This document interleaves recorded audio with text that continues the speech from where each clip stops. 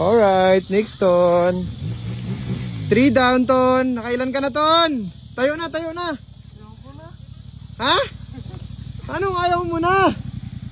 Ay ka. Bago ko ito ko, no? Anday mo simplang ton.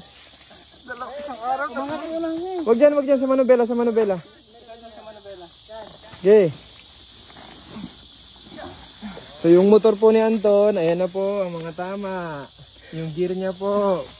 Gas-gas po. Dito po kaninang umaga. Meron din po. Meron din po. Ton. Kaya nga po eh. May nagkalso sa ano? Sarot? Ito lang oh. Ito po.